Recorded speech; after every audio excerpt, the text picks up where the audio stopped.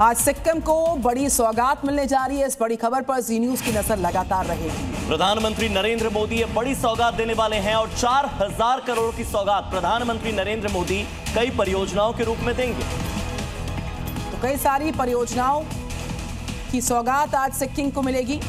आर्किडेरियम का दौरा किया जाएगा प्रधानमंत्री नरेंद्र मोदी द्वारा। सिक्किम का 50वां राज्य स्थापना दिवस समापन समारोह में वो शामिल होंगे। जनसभा को संबोधित करने का भी उनका आज तयशुदा कार्यक्रम रहने जा रहा है।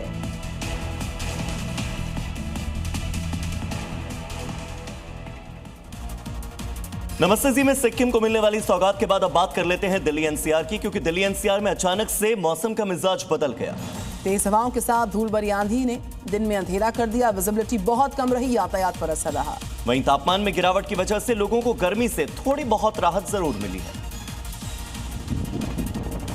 नोएडा समेत दिल्ली एनसीआर में अचानक मौसम ने करवट बदल ली है और तेज हवाओं के साथ धूल भरी आंधी चली। सेक्टर 94 से सामने आई तस्वीरों में आसमान धुंधला नजर आया और विजिबिलिटी में भारी कमी दर्ज की गई।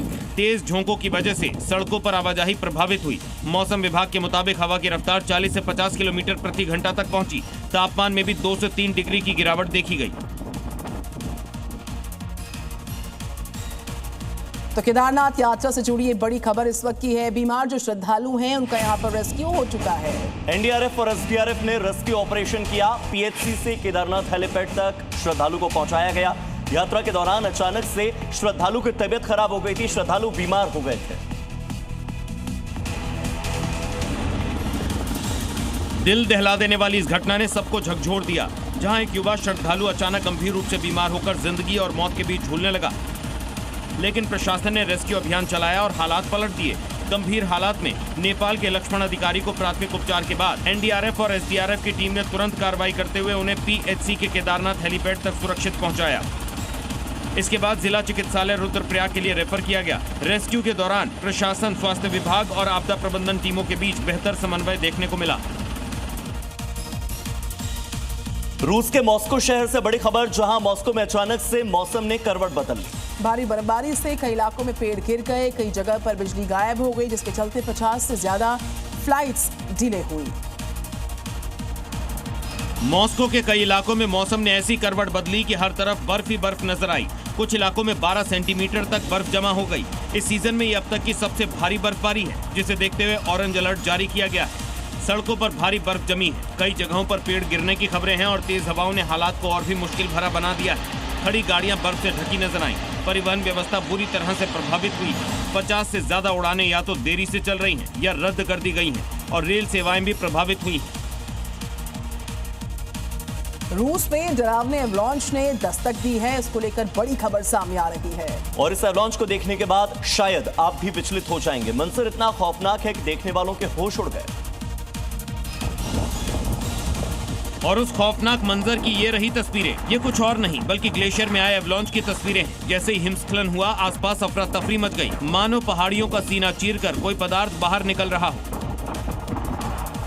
बर्फ के सैलाब ने सबको चौंका दिया। उसने सब कुछ अपनी गिरफ्त में ले लिया। जिसने भी तस्वीरों को देखा वो हैरान हो गया। बताया गया कि उस वक्त वहाँ कोई मौजूद नहीं था, नहीं तो बड़ी घटना हो सकती थी। अभी तक किसी के हताहत होने की खबर नहीं है। अब खबर तुर्की से, जहां पर इस वक्त मौसम बेहद खराब है। कई ऐसे इलाके हैं जहां पर जोरदार बारिश हुई, जोरदार ओलावृष्टि हुई और उसकी वजह से सड़कों पर बर्फ की एक मोटी परत जम गई। कई ऐसी सड़कें थी जहां पर गाड़ियां फंसी की फंसी रह गई। वाहनों को निकालने के लिए सड़कों से बर्फ हटाई गई। सड़कों पर बर्फ की परत इतनी मोटी थी कि उसे हटाने के लिए प्रशासन को मशीन लगानी पड़ी, क्योंकि बारिश के बाद आसमान से इतने ओले गिरे कि हर तरफ ओले ही ओले दिखाई दिए। बारिश के साथ इतनी भारी ओलावृष्टि हुई कि पूरा शहर सफेद हो गया। मोटे मोटे ओलों से लोगों के मकानों में छेद हो गए और लोग बेबस होकर रह गए। अचानक मौसम का मिजाज बदलने का असर यातायात पर भी पड़ा। मतलब साफ है, ओले गिरने से तुर्की पर कुदरत की दोहरी मार देखी जा रही है।